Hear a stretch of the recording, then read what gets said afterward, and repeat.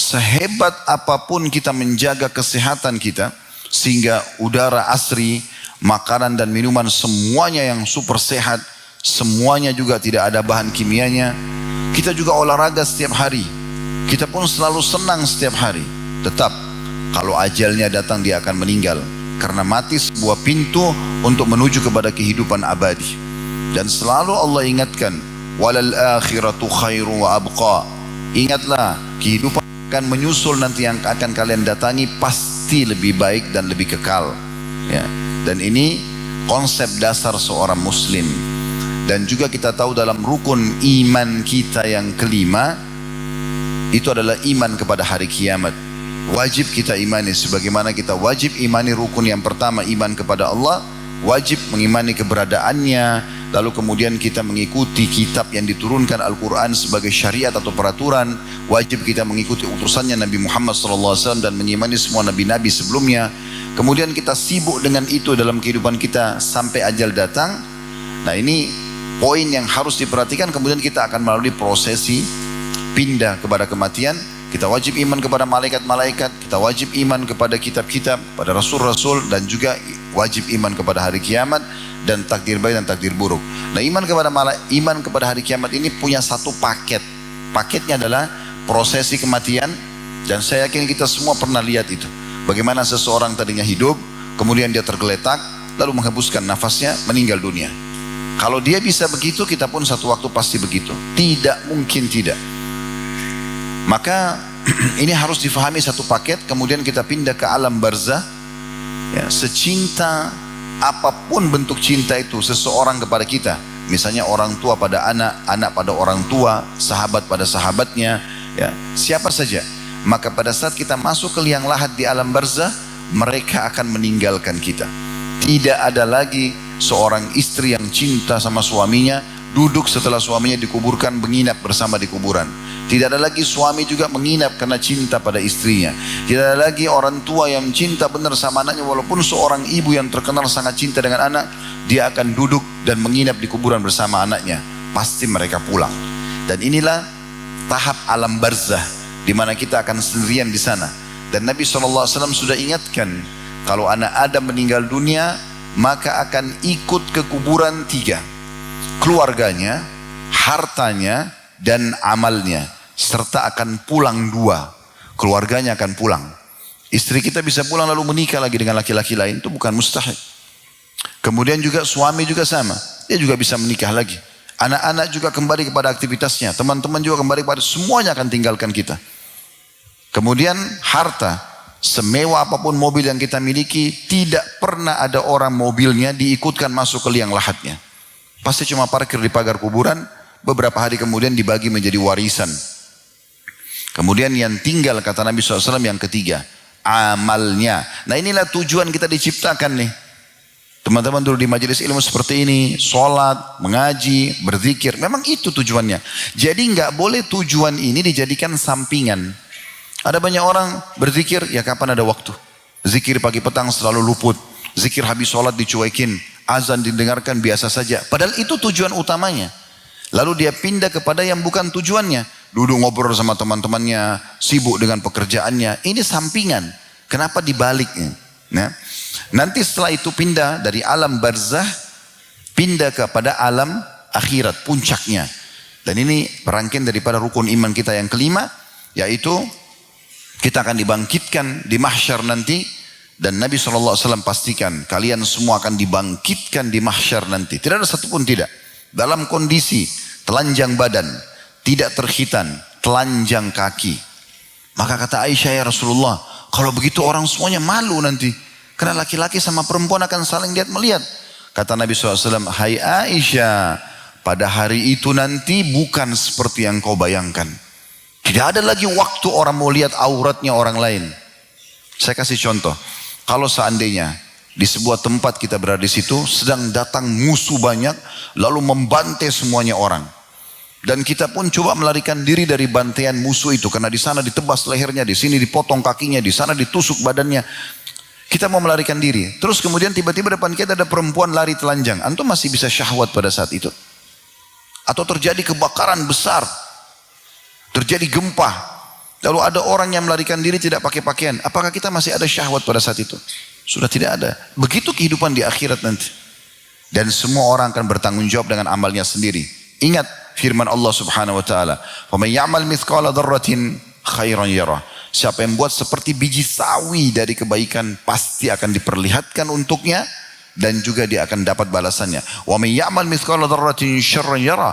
Siapa yang buat seperti biji sawi dari kejahatan, pasti akan diperlihatkan dan dihukum. Tidak bisa tidak. Jadi harus hati-hati sekali. Kemudian setelah itu baru ada penentuan surga dan neraka. Surga tempat abadi penuh dengan segala kenikmatan dan merupakan target utama seorang muslim. Dan ada neraka tempat yang paling menyakitkan. Ya. Kata Allah SWT, bi'sal masir, seburuk-buruk tempat. Gitu kan? Dan itu adalah tempat siksaan. Bagi orang kafir akan abadi. Dan mereka sulit sekali untuk keluar di sana. Orang yang masuk surga nanti, kata Nabi SAW, orang masuk surga tidak akan pernah habis masa mudanya. Dalam riwayat yang lain, kata Nabi SAW, kalian akan dibangkitkan nanti, dimasukkan ke dalam surga, dalam postur ayah kalian. 60 siku ke langit. Gak ada lagi orang pendek nanti. Semua orang tingginya sama Nabi Adam. Sekitar 27,5 meter. Kemudian kalian akan berperawakan seperti Yusuf. Tampan semuanya, cantik semuanya. Walaupun kita seperti ini wajahnya, tapi Allah punya cara mengubahnya menjadi pemandangan yang sangat indah. Dan kalian akan berhati seperti Ayub. Ayub alaihissalam orang yang sangat sabar, tenang, tidak pernah emosional. Begitu kondisinya. Bajunya tidak akan rapuh, kata Nabi SAW. Ya. Tidak akan habis masa, tidak akan pernah sakit. Nggak ada beringus, nggak ada meludah, kata Nabi SAW. Dan tidak lagi buang air besar dan buang air kecil. Semua makanan dan minuman yang dikonsumsi oleh ahli surga, yang tidak dibutuhkan oleh tubuhnya, keluar dalam bentuk keringat yang lebih wangi dari bau kasturi. Dan yang luar biasa, kalau di dunia ini teman-teman, kita beli tanah, beli rumah. Kepemilikannya sementara. Walaupun sertifikat hak milik di tangan antum. Kapan kita meninggal, jadi hak orang lain. Tapi di surga nanti Allah pastikan dengan selalu mengulangi kata ini setiap kali setelah menyebutkan surga, khalidina fiha, kepemilikan selamanya. Sekali antum milikin istana itu, sekali antum milikin pasangan itu, fasilitas itu, khalidina fiha, kekal selamanya. Ini kebahagiaan yang luar biasa. Begitu juga orang yang masuk neraka. Perhatikan baik-baik kata Nabi SAW, orang yang paling rendah siksanya di neraka, yang paling rendah derajatnya di neraka adalah seseorang yang diberikan 2 sandal dari bara api neraka. Yang pada saat diletakkan di telapak kakinya membuat otaknya mendidih. Itu siksa yang paling ringan. Bagaimana dengan siksa yang paling berat? Ya. Jadi ini rangkaian rukun iman kita. Beriman satu paket semuanya. Dan tidak ada satupun informasi yang kita butuhkan untuk semua apa yang saya sampaikan tadi, kecuali sudah disampaikan secara detail. Kata Nabi SAW, tidak ada sesuatu yang kalian butuhkan untuk surga, yang kebutuhan butuh informasi, amal-amal yang kalian harus kerjakan untuk sana, kecuali sudah aku jelaskan. Dan tidak ada sesuatu yang bisa menyelamatkan kalian dari api neraka, atau menjerumuskan orang ke api neraka, kecuali sudah aku jelaskan. Tidak ada sesuatu yang kita tidak tahu. Semuanya gamblang depan mata kita. Semua nikmat di muka bumi ini, saudaraku seiman, nikmat ya. Enaknya makan, kita dapat makanan yang enak, kita pakai pakaian yang nyaman, kita hirup udara yang segar, semuanya itu adalah miniaturnya surga. Dan semua siksaan yang ada di sini, gangguan-gangguan yang kita rasa tidak nyaman, adalah miniaturnya neraka. Ini adalah rukun iman kita. Oleh karena itu teman-teman sekalian, pada kesempatan ini kita akan bahas insya-Allah tema kita, kematian yang ku nantikan atau kematian yang ku dambakan. Saya akan mulai masuk dulu ke step pertama dalam bahasan, kita akan masuk ke step keduanya insya-Allah. Step pertama ini membaca dulu dan merenungi, tadabburi dalil-dalil tentang mati itu pasti akan datang kepada setiap orang di antara kita, supaya kita tidak lalai. Dimulai dari firman Allah Subhanahu wa taala, ayat yang masyhur dalam surah Al-Jum'ah. Di ayat 8-nya Allah SWT berfirman, "Qul innal mauta alladhi tafirruna minhu fa innahu mulaqikum, thumma turadduna ila 'alimil ghaibi wasyahadati fayunabbi'ukum bima kuntum ta'malun." Katakan hai Muhammad, sampaikan kepada semua orang yang kamu jangkau untuk sampaikan, beriman atau tidak beriman, bahwasanya kematian yang kalian selalu lari daripadanya pasti akan menemui kalian. Dan setelah itu kalian akan dikembalikan kepada zat yang maha mengetahui hal yang gaib dan juga yang nyata. Dan pasti akan diberitahukan apa yang sudah kalian kerjakan. Jadi teman-teman sekalian, ayat ini menjelaskan kepada kita tidak ada orang yang bisa lari dari kematian itu. Tidak mungkin. Banyak orang pada saat keriput mereka berusaha hilangkan perikutnya. Pada saat mereka mulai tua mereka menyembunyikan masa tuanya. Tapi tidak mungkin untuk lari dari kematian. Dia kalau datang sangat misterius. Tidak ada orang yang bisa tahu. Dia akan datang, di masjid ini pun bisa terjadi. Tiba-tiba malaikat maut datang. Cuma saya yang lihat, Anda semua tidak lihat. Kemudian mencabut ruh saya dalam hitungan detik. Orang hanya mengenang, oh Khalid Basalamah pernah isi pengajian. Selesai. Berapa hari saya dikenang? Sehari 2 hari. Seminggu 2 minggu, kecuali kalau ada ilmu yang bermanfaat yang terus diamalkan, iya. Atau ada anak soleh yang saya tinggalkan mendoakan saya, iya. Atau ada sedekah jariah yang saya sedekahkan sehingga bisa berjalan terus manfaatnya, kayak bangun masjid, rumah anak yatim, wakaf tanah dan segala macam, iya. Tapi dikenang sudah nggak ada lagi. Orang hanya mengatakan, oh itu bajunya dia dulu, oh itu sepatunya dia, oh itu handphonenya, oh itu rumahnya. Setelah itu sehari, 2 hari, seminggu, habis semuanya. Tidak lagi yang dikenang. Orang hanya dikenang kebaikan-kebaikannya saja. Selebihnya yang selama ini orang jor-joran, ya saling berantem, rebut tanah, ya memperebutkan materi dunia, itu akan ditinggalkan semua. Lalu untuk apa dihabiskan waktu untuk itu semua? Toh Hasan Basri sudah mengatakan, aku selalu senang dan tenang karena aku tahu rezekiku tidak akan pernah diambil oleh orang lain. Tidak mungkin pindah ke tangan orang lain. Kalau sudah rezeki antum, akan sampai kepada antum. Pernah ada seorang pengusaha, setelah kami tabligh akbar di Masjid Al-Irsyad di Surabaya waktu itu, dia datang dan dia mengatakan kepada saya, Ustaz, bagaimana saya memahami tentang keadilan Allah? Saya pengusaha muda dan saya memiliki beberapa teman. Teman-teman saya ini semuanya ibadahnya di bawah saya. Dia bilang gitu. Saya tahu sendiri, mereka sholatnya masih kadang-kadang, mereka juga masih ada pelanggaran-pelanggaran. Saya coba lebih istiqomah dari mereka. Tapi di saat kami masuk untuk memperebutkan tanda kutip satu proyek, mereka dapat, saya tidak dapat. Bagaimana saya memahami supaya hati saya tenang? Maka jawaban saya sederhana, belum rezeki Anda. Kalau belum rezeki kita, tidak akan sampai kepada kita. Kalau rezeki kita subhanallah akan sampai ke kita. Sering kali kadang bahkan kita duduk kita nggak minta, tapi tiba-tiba ada yang kasih makanan. Rezeki kita harus sampai. Pakaian dikasih, apa saja. Ya. Kemudian teman-teman sekalian, ayat yang kedua menyampaikan kepada kita bahwasanya kita pasti akan meninggal semuanya. Yaitu surah Al-Imran, surah nomor 3 ayat 185. Yang bunyinya, ini subhanallah kalau lagi tidak bermasalah kita dari internet, mungkin kalau semua menyalakan data selulernya maka akan mengganggu live kita. Saya akan minta teman-teman buka aplikasi Al-Quran. Cuman khawatirnya memang mengganggu. Seperti semalam kita tidak bisa maksimal live karena memang banyaknya data seluler yang menyala dan mengganggu sinyal ya. Tapi di sini antum bisa dengarkan, kalau yang menulis silakan surah Al-Imran 185. Kullu nafsin zaikatul maut. Wa innama tuwaffawna ujurakum yawmal qiyamah faman zuhziha 'anil nari wa udkhilal jannata faqad faz wa mal hayatud dunya illa mata'ul gurur. Kata Allah SWT, semua yang bernyawa pasti mati.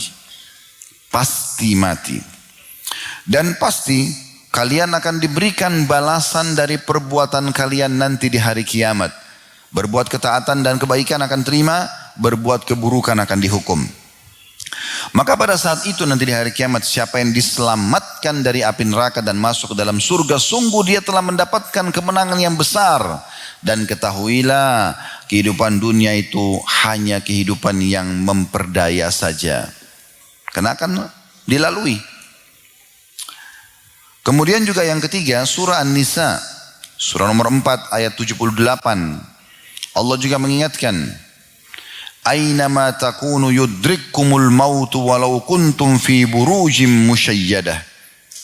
Yang artinya, kalian dimanapun berada, sembunyi dimanapun, tetap kematian akan datang kepada kalian walaupun kalian berada di sebuah building, bangunan yang kokoh. Malaikat maut bisa datang menembus semua benteng-benteng, ya, dinding-dinding yang kuat, pengawal-pengawal yang berotot, semua akan dilewati. Tidak ada yang bisa menahan itu. Nabi Sulaiman alaihissalam disegani sekali oleh orang-orang di sekitarnya, terutama para prajurit dari jin, dari manusia, dari hewan-hewan, segan sekali sama beliau.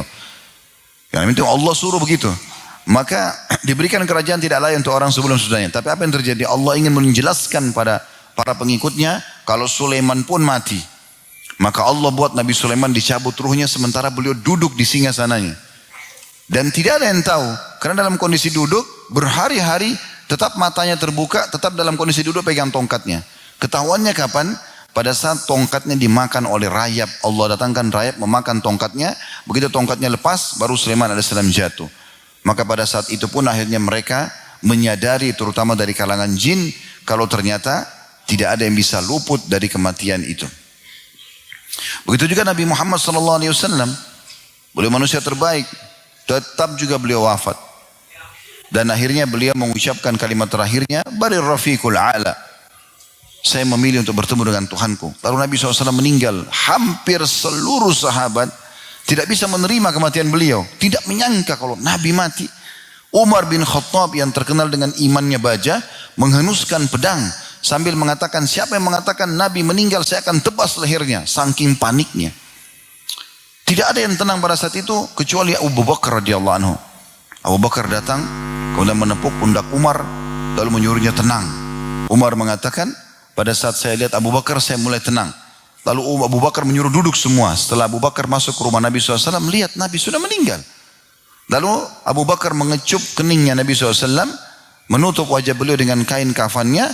Kemudian beliau mengatakan, ya Rasulullah, Anda sudah lepas dari penatnya dunia ini. Dan Anda menuju kepada janji Tuhan Anda yang sebenarnya. Lalu dia tenangkan para sahabat, dia mengatakan, Man kana ya'budu Muhammadan fa inna Muhammadan qad mat. Wa man kana ya'budullah fa innallaha hayyun la yamut. Siapa yang menyembah Muhammad, ketahuilah Muhammad telah wafat. Tapi siapa yang menyembah Allah, Allah itu zat yang maha hidup dan terus mengurus hamba-hambanya. Nabi Musa alaihissalam pernah kedatangan malaikat maut, tapi dalam wujud manusia. Para nabi-nabi sering didatangi oleh para malaikat, kadang-kadang dalam wujud manusia atau wujud malaikat langsung. Nabi Musa alaihissalam tidak tahu. Lalu kemudian dalam hadis Bukhari dikatakan, malaikat maut ditanya oleh Nabi Musa, siapa kamu, kenapa kamu datang? Dia bilang, saya datang untuk mencabut ruhmu. Maka Nabi Musa alaihissalam pikir ini bercanda. Dia sempat menampar bagian wajah, bahkan dalam hadis dikatakan mencongkel matanya, dia tidak tahu. Pikir ini orang penjahat mungkin. Terus kemudian malaikat maut dalam hadis ini kata Nabi SAW kembali kepada Allah mengatakan, ya Allah, engkau mengutusku kepada hambamu yang tidak ingin meninggal. Maka diperintahkan lagi Allah SWT, kembali ke sana dan tanyakan kepada dia, apa dia ingin dipanjangkan umurnya. Lalu datang wahyu menyampaikan kepada Nabi Musa kalau itu adalah malaikat maut. Nabi Musa pun akhirnya meminta maaf dan akhirnya berdialog, berbicara. Ya, dia mengatakan, apakah masih bisa umurku dipanjang? Allah berfirman kepadamu, apakah kau mau dipanjangkan umurmu? Dia bilang iya. Lalu kata Nabi SAW, Allah menyuruh Nabi Musa untuk melewatkan telapak tangannya di badan seekor sapi. Berapa helai bulu yang tersentuh, begitulah umurnya. Bisa ribuan nih. Satu kali sentuh gitu banyak sekali bulu sapi kan. Bisa banyak. Maka setelah itu Allah ilhamkan lagi kepada Nabi Musa AS. Nabi Musa bertanya lagi, ya Allah, kalau seandainya saya telah dipanjangkan umur saya sejumlah bulu sapi itu, apakah setelah itu saya akan mati juga? Maka malaikat Allah mengatakan, tadi surah Al-Imran ini, kullu nafsin za'iqatul maut. Semua jiwa pasti akan mati. Maka Nabi Musa mengatakan, kalau gitu matikan saja saya sekarang. Jadi kalau orang-orang mulia seperti ini saja meninggal, apalagi kita. Jadi dimanapun kita sembunyi pasti akan meninggal. Itu dalil yang ketiga. Yang keempat, dalam surah Ar-Rahman, surah nomor 55 ayat 26 sampai 27. Kullu man 'alaiha fan. Semua yang ada di alam semesta ini, semua yang ada di bumi ini pasti fan, wafat, binasa. Wa yabqa wajhu rabbika dzul jalali wal ikram. Dan yang hanya tersisa adalah wajah Tuhanmu yang maha mulia dan maha tinggi. Juga dalam surah Al-A'raf, surah nomor 7, ayat 34. Berulang-ulang Allah ingatkan kita masalah ini. وَلِكُلِّ أُمَّةٍ أَجَلٍ فَإِذَا جَاءَ أَجَلُهُمْ لَا يَسْتَأْخِرُونَ سَاعَةً وَلَا يَسْتَقْدِمُونَ. Setiap komunitas hidup, maka akan kedatangan kematian. Dan kalau datang batas ajal kematian mereka itu, batas umurnya, tidak akan pernah diterlambatkan sesaat dan tidak akan pernah juga dimajukan. Tidak akan diundur, tidak akan dimajukan. Pasti tepat pada saat itu. Dalam sebuah athar disebutkan bahwasanya Nabi Musa alaihissalam, maaf, Nabi Sulaiman alaihissalam, astagfirullah, Nabi Sulaiman alaihissalam, iya. Nabi Sulaiman alaihissalam pernah duduk dengan seorang perdana menterinya, salah satu menterinya, dan waktu itu dia kedatangan malaikat maut, Nabi Sulaiman, tapi bukan untuk mencabut nyawanya, berkunjung. Dan saya sudah bilang tadi, para nabi-nabi bertemu dengan para malaikat. Anda sering dengar Nabi Muhammad SAW berbicara dengan Jibril, bahkan Jibril pernah meruqyah Nabi Muhammad SAW, ya, pernah ngobrol dan seterusnya. Ya. Di Ramadan Jibril mengajarkan Al-Quran kepada Nabi Muhammad SAW. Maka satu waktu malaikat maut datang bertemu dengan Nabi Nabi Sulaiman. Lalu kemudian Perdana Menteri yang ada di sebelah Nabi Sulaiman ini ditatap terus oleh malaikat maut ini. Tapi dia tidak tahu kalau itu malaikat maut karena dalam wujud manusia. Lalu setelah pulang, malaikat maut tersebut, si menteri ini mengatakan kepada Nabi Sulaiman, wahai Nabi Allah, siapa tadi tamu anda itu? Begitu tajam tatapan mata dia. Gitu kan. Saya benar-benar ketakutan dengan tatapan mata dia. Maka kata Nabi Sulaiman SAW, dia adalah malaikat maut. Datang mengunjungi saya. Tapi saya belum tahu kenapa dia menatapmu. Di saat Allah berikan kesempatan saya bertemu, saya akan tanyakan. Pulanglah menteri ini. Kemudian datang malaikat maut yang kedua kalinya. Bertemu dengan Sulaiman AS dengan sesuatu Allah inginkan. Maka Nabi Sulaiman tanya, kenapa anda melihat ke menteri saya itu, ke sahabat saya itu dengan tajam seperti itu? Dia bilang, saya heran dengan orang ini. Allah menakdirkan saya harus mencabut ruhnya di wilayah India. Tapi dia masih ada di sini. Kata Nabi Sulaiman alaihissalam, maha suci Allah. Jadi rupanya si menteri tadi sebelum pulang, dia sempat bilang karena dia ketakutan, dia bilang, wahai Nabi Allah, Allah kan memberikan anda salah satu mukjizat angin. Nabi Sulaiman kalau mau kemana-mana bisa dibawa oleh angin. Maka dia bilang, tolong bawa saya, jasad saya ke India. Kata Nabi Sulaiman alaihissalam, untuk apa ke sana? Di sana jauh, dia tidak ada yang dikenal. Dia bilang, saya cuma minta itu atas nama Allah. Karena dia ngotot, Nabi Sulaiman suruh angin membawanya ke sana. Setelah itu malaikat mau datang.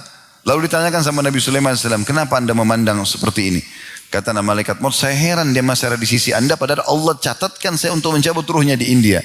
Kata Nabi Sulaiman alaihissalam, maha suci Allah yang telah membuat dia punya hajat di India sehingga dicabut ruhnya. Dan ini sejalan dengan sabda Nabi SAW, kalau Allah ingin mencabut nyawa seseorang di satu lokasi, maka Allah akan buat dia punya hajat di sana. Kemudian dicabutlah ruhnya. Begitu prosesnya. Selanjutnya, dalam surah Al-Munafiqun, ayat 11, Allah subhanahu wa ta'ala juga berfirman, وَلَنْ يُؤَخِّرَ اللَّهُ نَفْسًا إِذَا جَاءَ أَجَلُهَا وَاللَّهُ خَبِيرٌ بِمَا تَعْمَلُونَ. Tidak akan pernah ada satu jiwa yang diterlambatkan ajalnya. Dan Allah akan memberitahukan apa yang kalian kerjakan. Ini dalil yang lain ya. Dalil selanjutnya juga di dalam surah Al-Waqi'ah. Allah subhanahu wa ta'ala berfirman, ayat 56. Nahnu qaddarna bainakumul mauta wa ma nahnu bimasbuqin. Kami betul-betul telah menentukan kematian untuk seseorang atau setiap orang di antara kalian, dan kami sekali-kali tidak akan pernah terkalahkan. Maksudnya kalau malaikat maut kami datang, pasti dicabut ruhnya. Tidak akan pernah bisa melawan. Bukan cuma kita, hewan-hewan pun semuanya sama, akan wafat pada saat itu. Dalam surah Qaf, surah nomor 50 ayat 19, Allah subhanahu wa ta'ala juga berfirman, وَجَاءَتْ سَقْرَةُ الْمَوْتِ بِالْحَقِّ ذَلِكَ مَا كُنْتَ مِنْهُ تَحِيدٌ. Dan datanglah prosesi pencabutan ruh itu di mana kamu tidak akan mungkin bisa menyangka dan menolaknya. Jadi pasti akan datang. Orang lagi sehat, orang lagi sakit sama. Kadang-kadang lucu ya, sebagian orang mereka lalai dengan ini.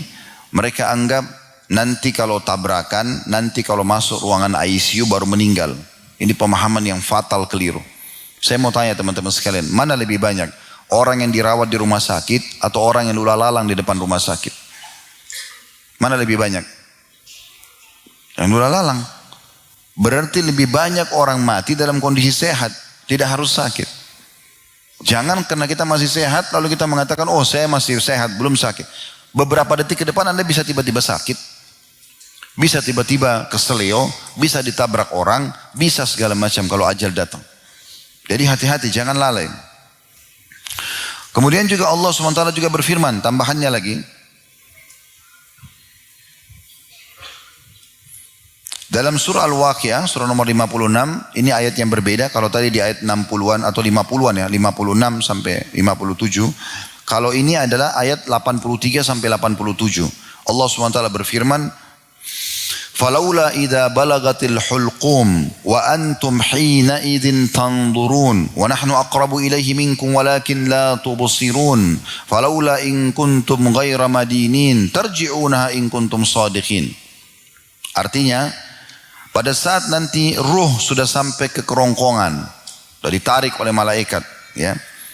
Dan anda atau kamu pada saat itu melihat depan mata kepala, lihat malaikat maut itu nyata, ruhmu dicabut.